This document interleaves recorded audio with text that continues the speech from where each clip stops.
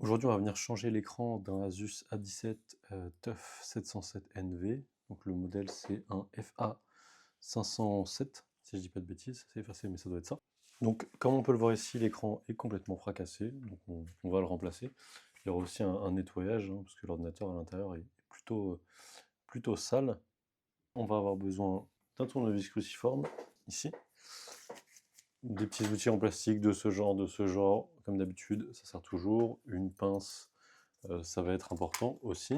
Également, l'écran de remplacement, c'est un écran de 17 pouces, donc c'est ici un modèle B173HAN04.9 qui m'a coûté environ 70 €. Si je dis pas de bêtises, vous aurez dans tous les cas tous les liens en description pour acheter soit les outils dont vous avez besoin pour la réparation, soit l'écran pour remplacer l'écran, simplement. Vous aurez aussi besoin, si vous faites comme moi un nettoyage, de la pâte thermique, de l'alcool isopropylique, n'importe quel type d'alcool, un tissu, un sopalin, un chiffon microfibre, etc. pour retirer la pâte thermique. On verra quand on y sera. On va commencer par retirer les vis du capot inférieur du PC.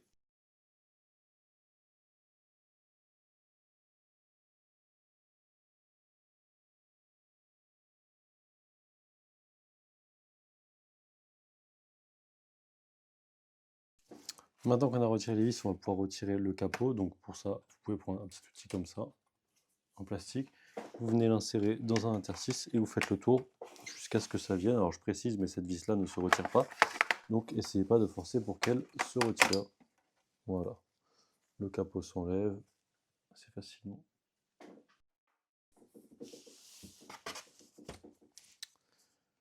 La batterie est déjà déconnectée, hein, c'est normal, c'est parce que je l'avais ouvert précédemment et j'avais débranché la batterie. En parlant de la batterie, comme on peut le voir ici, c'est une batterie de 90 Wh. Si jamais un jour vous avez besoin de la remplacer, c'est le modèle C41N2013. C'est assez simple à remplacer la batterie, hein, si un jour vous avez besoin. C'est une, deux, trois, 4 vis, voilà, à retirer, donc aucune difficulté. On n'a pas besoin de retirer la batterie pour ce qui nous intéresse, on la débranche simplement, donc vous avez un petit loquet en plastique, en métal ici, à venir tirer, et la batterie vient tout seul, le câble. Maintenant que la batterie est débranchée, elle était déjà, on va venir débrancher déjà notre câble d'écran, qui est ici, parce qu'on va venir changer l'écran. Hop, il vient tout seul, ça. Ensuite, on va venir dévisser les charnières gauche et droite. Donc vous avez deux vis cruciformes à gauche et à droite. Ensuite, tout simplement, on vient juste lever un tout petit peu comme ça, en poussant, pour se donner un petit peu de départ. Et ensuite, ça vient, hop, tout seul. Je ne vais pas m'occuper de l'écran pour l'instant parce que je vais d'abord nettoyer l'ordinateur complètement. Donc pour le nettoyer, hein, c'est simple, on va retirer ça parce que ça nous gêne un petit peu. Hop. Là. C'est pas très grave, hein, si ça s'est arraché, hein, c'est juste du plastique.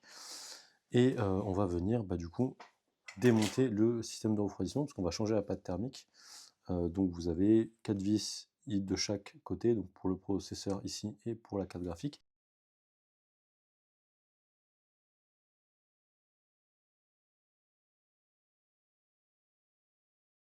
Alors évidemment, si vous le pouvez, c'est mieux de faire chauffer l'ordinateur avant de faire ce genre d'intervention.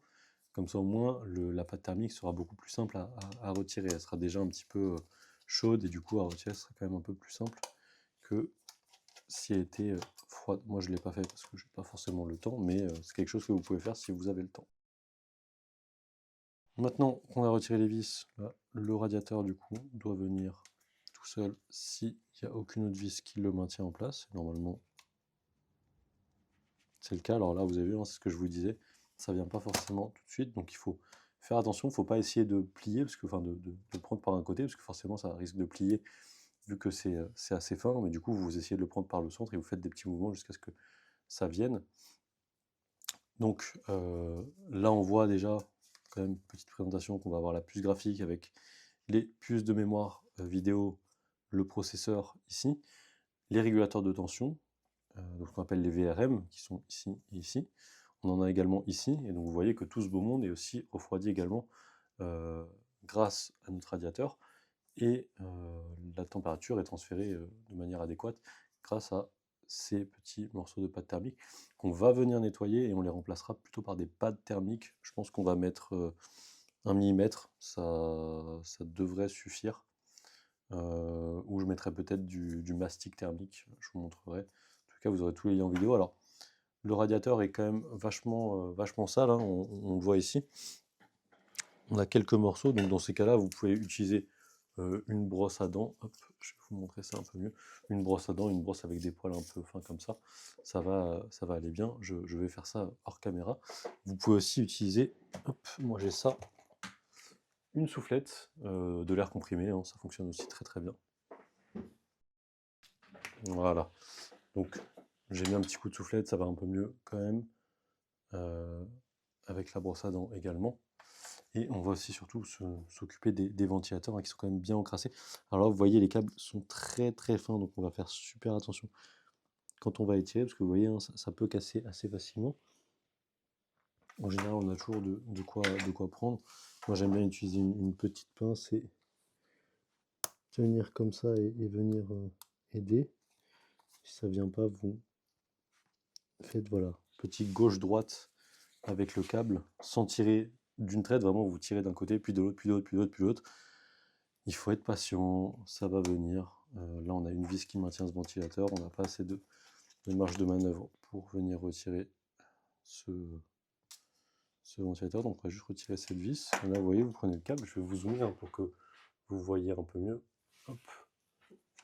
Normalement, on voit bien. Voilà, on vient faire un petit gauche, un petit droite, petite gauche, droite, et vous voyez, sans forcer, hein, vraiment, il n'y a pas besoin d'y aller comme un bourrin pour que ça vienne tout seul. Hop. Les ventilateurs, eh ben, on va venir leur mettre un petit coup d'air, un petit coup de brosse également, parce qu'on voit qu'ils sont vachement encrassés. On avait une vis pour le ventilateur gauche, donc le ventilateur processeur, et 2 vis pour le ventilateur droit, le ventilateur du GPU. Est-ce que c'est les mêmes modèles de ventilateurs? Non. Donc si vous avez besoin de les changer, le ventilateur CPU, donc celui-là, c'est le modèle 13NR09F0T01111, et le ventilateur GPU, c'est le 13NR09F0T02111. Vous aurez tout ça en description en tous les cas, hein, ça peut vous aider. Et ici, pareil, hein, coup de brosse comme ça, et petit coup de soufflette. Voilà, vous voyez que c'est quand même déjà beaucoup mieux, hein, si on fait le focus, hein, c'est quand même plutôt pas mal.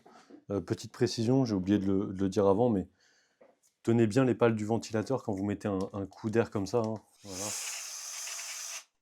Parce que sinon elles vont tourner dans le vide et ça risque de les abîmer. Vous pouvez aussi utiliser un petit pinceau un peu fin comme ça pour les finitions. Moi j'aime bien parce que les poils sont assez fins, donc ils vont bien dans les moindres recoins. Donc ça peut être bien si on veut un résultat vraiment nickel, le plus proche de ce qu'on aurait si on venait d'acheter l'ordinateur. Voilà. S'il reste vraiment un tout petit peu de poussière, là il en reste, hein, je ne sais pas si vous le voyez vous, s'il reste un petit peu de poussière, c'est pas grave, hein, c'est vraiment anecdotique, c'est pas ça qui va faire que l'ordinateur surchauffe. On vient faire pareil pour les petits restes de poussière qu'il y a ici. Mettre un petit coup. Voilà, et un petit coup de soufflette aussi, hein. C'est quand même déjà beaucoup mieux. Maintenant, on va passer au nettoyage du processeur et de la carte graphique. Pour ça, j'utilise de l'alcool isopropylique ou alcool isopropanol, hein, les deux vont, c'est la même chose, c'est juste qu'il y en a un, c'est la prononciation en anglais, et l'autre, c'est la lecture française. Voilà, moi j'utilise une petite pipette comme ça. Vous pouvez aussi prendre un coton imbibé. C'est mieux de prendre quelque chose qui n'est pas pelucheux, hein, qui ne va pas laisser de traces. C'est toujours un petit peu plus propre. Voilà, vous prenez, vous le laissez, et puis vous venez, hop. Alors là, la pâte thermique, vous voyez, elle est bien dure, donc j'aurais presque pu la retirer avec un bâton en plastique ou en bois. On va faire le même constat à droite sur le processeur. Sur le processeur, ça l'est un peu moins. Voilà. Vous voyez, ça part. Et pour les restes, eh ben, je vais pas m'embêter. Je vais prendre ce petit morceau ici. Et je vais venir gratter comme ça. On fait attention, il y a des résistances au niveau du processeur, donc on n'y va pas trop à la bourrin. Dès qu'on sent qu'on touche quelque chose, on n'insiste pas. Voilà, c'est juste histoire de faire quelque chose de propre. Hop. Voilà. Alors je précise, je fais ça rapidement parce que moi j'ai l'habitude, mais si vous n'avez pas l'habitude, prenez votre temps. Surtout si jamais vous avez du métal liquide, arrêtez-vous tout de suite. Allez sur une vidéo différente parce que ici on n'a pas du métal liquide, donc c'est absolument pas la même chose. Le métal liquide, ça s'enlève de façon différente. Je vous conseille les vidéos, si vous parlez anglais, je vous conseille les vidéos de Dell Parts People, en bon anglais, qui explique très bien les dangers du métal liquide. Hop, là vous voyez, voilà, on vient retirer ça. Ce qui reste, de toute façon, la pâte thermique, c'est non conducteur, donc s'il en reste un petit peu sur la carte mère, c'est pas très grave, à l'inverse du métal liquide qui lui justement est conducteur. C'est pour ça que je vous dis de faire attention si vous avez du métal liquide. Pour ce qui est sur les puces vidéo, je vais juste venir le pousser comme ça. Ça a l'air d'être du mastic thermique qu'ils ont mis, mais de très mauvaise qualité. Donc on va venir hop, nettoyer ça.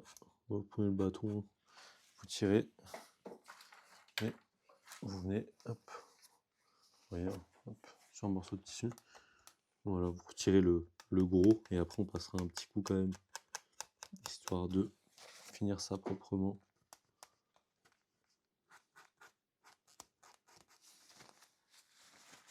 Voilà.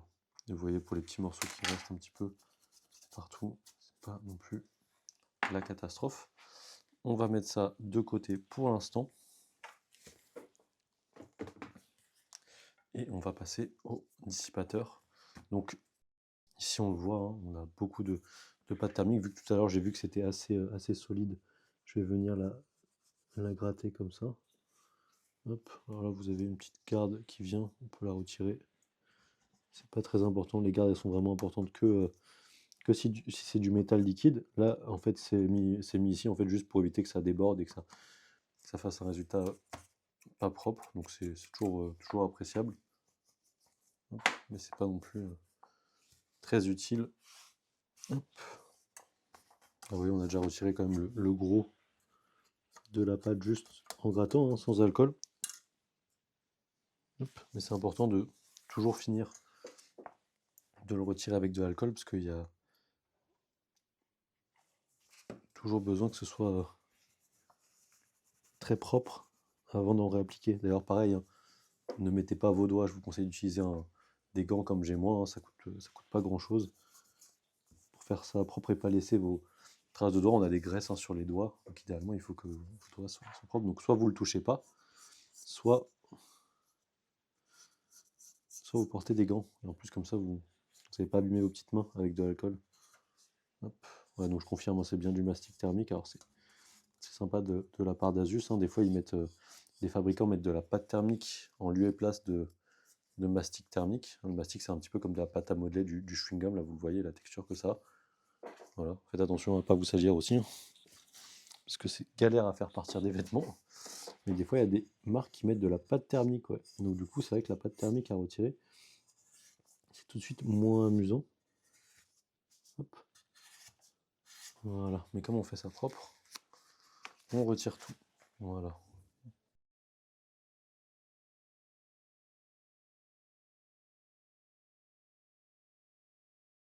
Je vous ai dit tout à l'heure que soit on allait mettre du mastic thermique, soit on allait mettre des pads thermiques de 1 mm.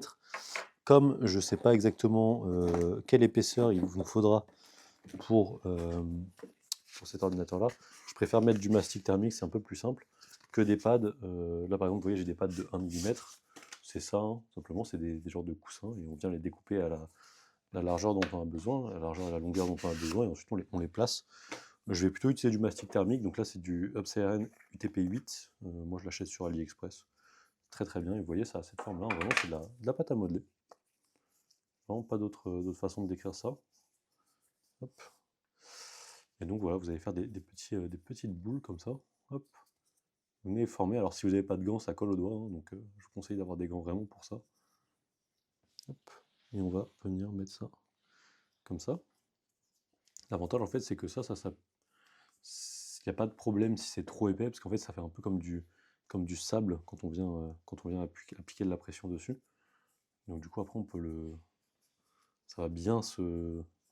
Ça va pas empêcher le dissipateur de faire contact avec le processeur, parce que du coup si on met pas ça, si on met quelque chose de trop épais, le dissipateur risque de faire mauvais contact avec le processeur, et du coup on va pas avoir un résultat qui va être top au niveau refroidissement, au niveau transfert de chaleur. Hop. Et je pense que pour les régulateurs de tension on va mettre des pads thermiques, ça va être un petit peu plus simple. Donc on a ça, on prend à peu près la longueur. Voilà, vous voyez, ça fait ça. C'est parfait. On va en couper une longue bande. Hop. On va venir ensuite recouper à la bonne taille, quoique on peut en mettre sur toute la longueur, ouais. Si je compare avec ce qu'on a. Et donc c'est toujours la partie que vous voyez le moins, donc la partie plastique qui va être collée sur ici, et la partie non plastique du coup, que vous allez voir, je vais vous montrer, hein, ça va être un peu plus lisible.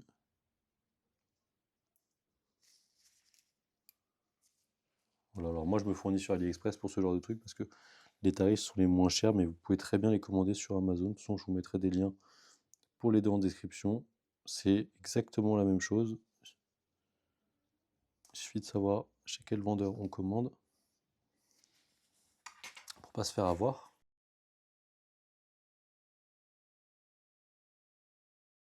Là, pareil, niveau longueur, on voit à peu près, on fait à l'œil, hein. Vous pouvez prendre une règle si vous voulez, un pied à coulisse, ce genre de choses.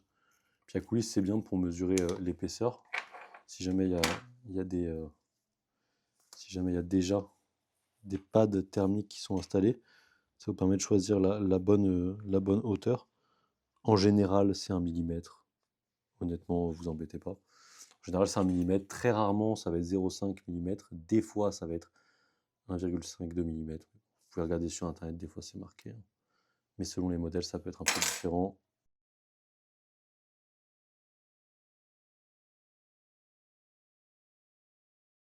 Hop, on retire ça.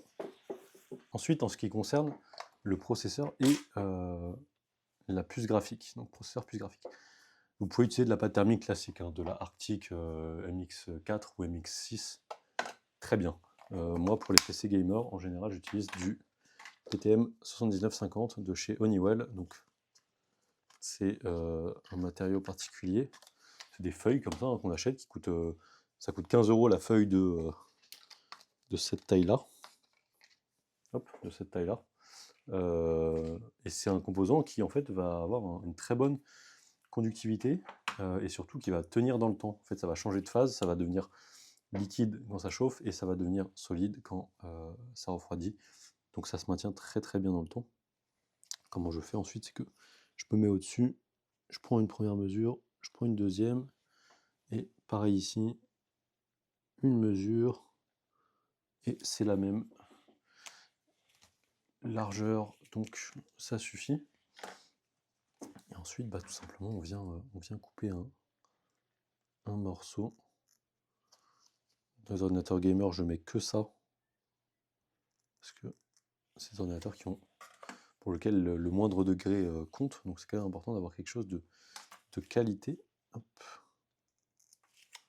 Voilà. Puis tout simplement, on vient venir retirer le premier plastique ici. Alors c'est un matériau qui se garde au réfrigérateur, hein, parce que du coup, si on le garde à l'air libre, il fait trop chaud, et du coup, il change de phase, forcément. Et donc, il vient coller de façon un peu chaotique. C'est pas très grave, hein, si on n'a pas tout. Hop, et voilà. On retire ça. Et de même, on a un certain degré de tolérance. Si jamais vous n'avez pas de PTM 10950 et que vous voulez mettre de la pâte thermique, vous mettez un petit grain de riz. C'est vraiment, il n'y a pas besoin de mettre beaucoup. Vous mettez dans la longueur un petit grain de riz comme ça, vraiment l'équivalent de voilà, du coton-tige, même un peu moins, en épaisseur, et ça suffit. Pas besoin d'étaler, pas besoin de trucs, c'est le dissipateur qui va s'en charger quand vous allez l'installer dessus. Hop, voilà. Voilà, donc j'appuie un petit peu, c'est juste histoire que ça chauffe et que quand je viens le retirer, ça se retire plutôt bien. Voilà. Je pourrais vous mettre en description dans tous les cas tous les liens de, de ce que j'utilise et aussi, si ça peut en intéresser certains, des liens pour des comparatifs de température, etc. Si ça peut intéresser. Je pense pas que je le mettrai, mais bon, si vous les voulez, n'hésitez pas à demander. J'ai pas présenté l'ordinateur, mais du coup, on a deux emplacements de SSD au format 2280, donc des M2 au format 2280, deux emplacements de mémoire vive, donc ici, c'est de la DDR4, alors c'est pas marqué combien, mais ça doit être 16 Go, c'est pas un ordinateur très très récent non plus, je crois, mais ça doit être 16 Go, je pense pas que ce soit 32. Et donc voilà, hein, maintenant qu'on a mis ça, on va pouvoir venir remettre les ventilateurs à leur place. Donc, hop, bien le ventilateur du CPU.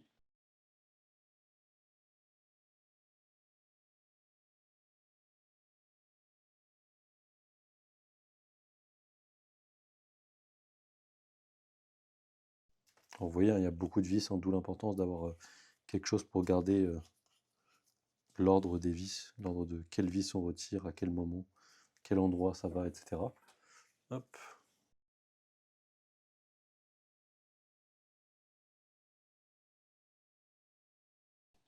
Là, vous voyez, hein, on voit que ça fait bien contact, parce que quand j'appuie, on voit le mastic thermique qui s'aplatit.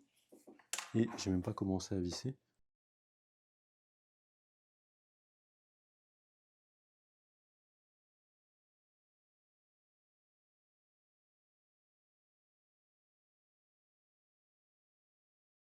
Donc comme on ne veut pas que ça visse trop d'un côté et que du coup ça surélève et que ça soit un peu galère, il faut que la pression elle soit répartie de façon équivalente. Donc on va visser en croix, comme ça, comme ça, comme ça, comme ça, comme ça, comme ça. Voilà. Donc vous pouvez compter le nombre de tours de vis que vous mettez, hein, si ça peut vous aider. Moi je le fais un peu au feeling, à force. Faites attention aussi quand vous faites ça à pas aller trop vite. On essaie de faire attention et vous voyez quand c'est bien serré, vous le sentez, ça tourne plus, il n'y a pas besoin de faire plus que ça. C'est largement suffisant. Voilà.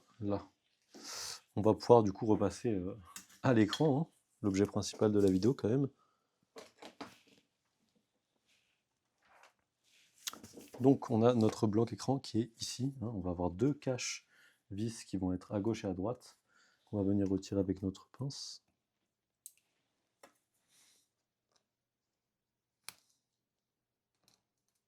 Voilà. On va les mettre sur le côté pour ne pas les perdre. Et on a encore deux vis cruciformes qu'on va venir retirer.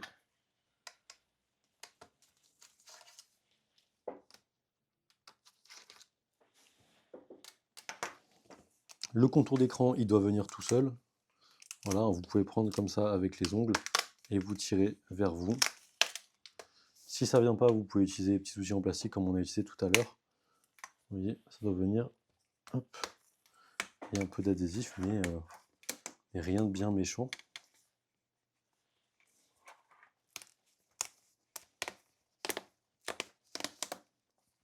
Hop.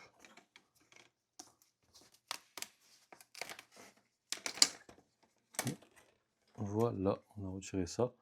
On pourra retirer, si on veut, hein, l'adhésif autour pour le remplacer par de l'adhésif neuf, histoire de faire ça propre. Moi, je le ferai hors caméra, hein, parce que c'est toujours un petit peu long à faire, mais bon, vous prenez une pince, une lame ou autre, et vous venez retirer ça, et puis après, vous mettez votre adhésif propre. Alors, moi, je l'ai déjà retiré, donc je ne l'ai pas forcément, donc je ne peux pas vous montrer, mais à cet endroit... Alors, mes excuses, je me suis rendu compte après coup que c'était vachement surexposé. Bon, j'ai refait mes réglages, donc heureusement, c'est que à partir de là que c'était pas très agréable à voir. Mais du coup, vous avez vu comment j'ai retiré l'écran. Donc, je disais donc, hop, à cet endroit, hop, ici, donc au niveau des charnières, donc à cet endroit-là et à cet endroit-là, vous allez avoir deux bandes d'adhésif sur lesquelles vous allez pouvoir tirer. Vous pouvez regarder mes autres vidéos où j'explique comment le faire. Mais en fait, vous venez prendre une pince, vous le soulevez, vous tirez, tirez, tirez, tirez, l'adhésif vient s'enlever. C'est vraiment la partie la plus difficile de la réparation. Mais voilà, maintenant qu'on a retiré l'écran, on peut accéder du coup à la nappe vidéo. Donc la nappe vidéo, c'est ici, et c'est du coup mal exposé. Hop, mais là du coup, vous voyez la nappe de l'écran qui est ici. On va venir avec notre pince débrancher ça. Et on a un second adhésif en dessous. Hop, ici. Bon, alors du coup, c'est un adhésif de mauvaise qualité parce qu'il s'est cassé pendant que je retirais. C'est pas très grave, on n'en a pas besoin. Là, vous voyez, vous avez un petit loquet en métal. Hop, on vient faire ça pour le soulever et on retire l'écran. Et on va venir brancher la nappe. Donc, comme on l'a débranché, on vient prendre le câble, on s'aligne bien, comme ça, vous voyez, et on pousse. Ça clipse, ça tombe bien. On peut mettre ensuite notre adhésif, et c'est bon. Voilà, c'est connecté. On va venir ensuite, du coup, remettre de l'adhésif, parce qu'on a retiré l'adhésif pour écran. Mais il faut quand même que l'écran tienne. C'est pas obligatoire, c'est mieux. Si vous voulez pas que votre écran il bouge, moi j'utilise cela, pareil je commande tout sur AliExpress. On vient se placer. Oui, il faut que ce petit bout noir là, je sais pas si on voit très bien, on voit pas, je vais le placer mieux. Il faut que ce petit bout noir là, il dépasse un tout petit peu, ça permettra de venir le récupérer si jamais on a besoin de changer l'écran de nouveau, hein, parce que ça peut arriver. Hop. Voilà, on vient se coller le long, comme ça.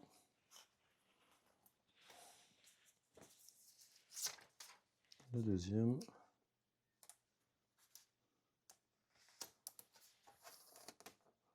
Voilà, on fait dépasser très légèrement. Ça ne nous gênera pas. On vient retirer le double face. Voilà, la partie qui protège le double face.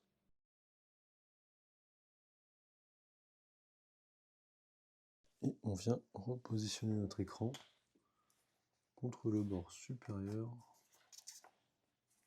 Voilà. On fait attention aussi à ce que le câble se prenne pas en dessous, parce qu'une fois qu'on l'a mis, le double face, ça accroche, hein. On peut encore se rattraper, mais si on peut éviter, c'est mieux, quoi. Voilà. Donc là, vous voyez le câble, comment il passe. C'est comme ça que ça devra terminer. Avant de tout remettre, on va bien évidemment tester l'écran, hein, s'assurer qu'il fonctionne. J'aurais dû faire ça d'ailleurs avant même de mettre mon adhésif. Hop. On va se connecter ici. Est-ce que je suis bien? Bon, écoutez, on va faire ça proprement. Hop.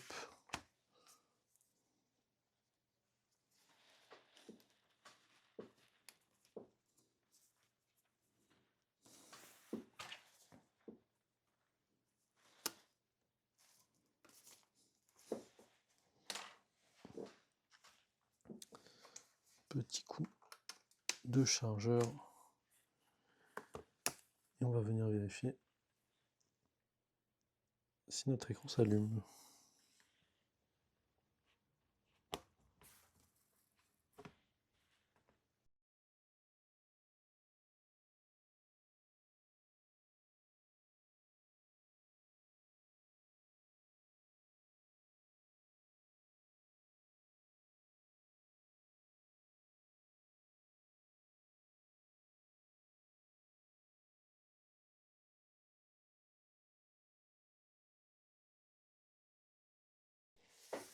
Ok, bon, je vous ai fait un petit flash forward.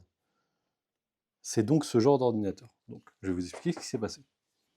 Vous avez vu, j'ai voulu allumer l'ordinateur, il ne s'est pas allumé. Donc là, j'ai commencé à tout débrancher, à tout démonter, etc. Ça, c'était toujours pas allumé, je ne comprenais pas. Et en fait, c'est le genre d'ordinateur où il y a une mise à la terre à certains endroits, notamment au niveau du capot en plastique inférieur. S'il n'y a pas ça, l'ordinateur peut ne pas démarrer. Là, c'était exactement ça. En fait, il fallait remonter le capot inférieur pour que l'ordinateur démarre. Je m'en suis rendu compte, je vous montrerai après, parce qu'il y avait en fait des petites mousses avec une partie métallique au niveau du capot inférieur, que je vous montrerai tout à l'heure.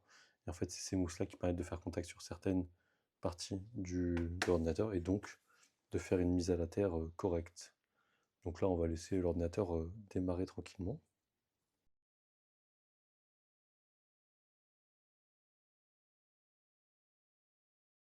Et voilà, le logo Asus, un écran parfaitement réparé. On va éteindre l'ordinateur et on va pouvoir terminer la réparation. Je vais vous montrer du coup l'objet du problème, la raison du problème. Moi, je l'ai eu il y a quelques temps, donc c'est pour ça que ça m'est venu aussi rapidement. Mais la première fois que je l'ai eu, j'ai dû passer par un confrère, que je salue d'ailleurs, hein, Maz Réparateur. Je crois que c'est ça son pseudonyme, qui m'a aidé. Donc, comme vous voyez, donc ici et ici, hein, vous voyez, hein, les toutes petites mousses qu'on a ici, un peu partout, ici, là et tout. En fait, ça fait contact avec ces parties-là. Ici. Vous voyez, partie ici. Voilà, on en a de plusieurs côtés. Vous voyez, on en a ici qui viennent faire la terre avec le chargeur, justement, forcément. Les ports USB-C, les ports USB, etc., etc. C'est important que tout soit ici pour que ça démarre correctement. Ça arrive. Donc, maintenant qu'on a validé que notre écran il était bon, et ben on va pouvoir alors déjà redébrancher notre batterie.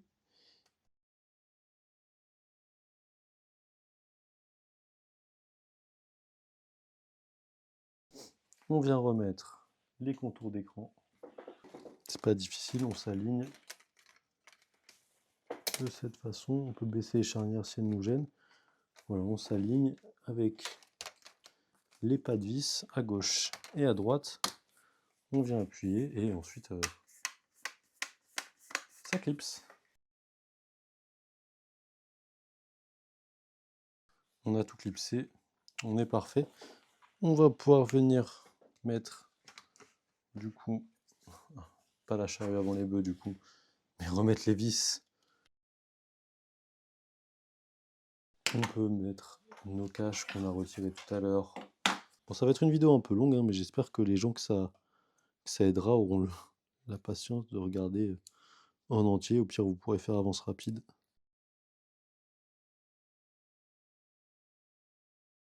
On vient replacer ça. On fait attention à ce que le câble, vous voyez là, il passe au-dessus. Mais en fait, il faut que le câble il passe en dessous de la charnière. On ne se fait pas avoir. Hop, on vient le rebooter et voilà.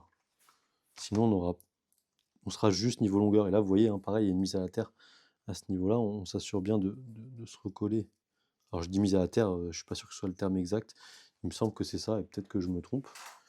Hop, je vais vous zoomer pour vous montrer comment on connecte cette petite nappe, parce que je ne suis pas sûr de vous avoir montré comment la déconnecter, mais pas très compliqué. Vous vous alignez, hop, et on ferme le clapet. Voilà, on vient remettre ça ici. Ensuite, on peut baisser la charnière. De côté gauche, du côté droit, il n'y a rien. Hop. Voilà. Vous voyez, il faut que les charnières, elles tombent, quand vous les fermez, il faut qu'elles tombent sur les petits picots en plastique. Et vous avez des petites flèches pour vous dire où mettre vos vis. Parce que sinon, il y a un emplacement en fait pour les deux vis externes. Donc, faut pas se tromper.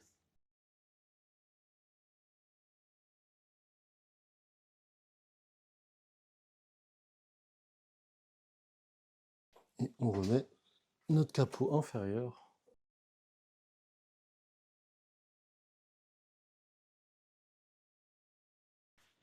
Alors, je remets pas toutes les vis là, hein, c'est juste pour vous montrer qu'on est bien, qu'on a terminé.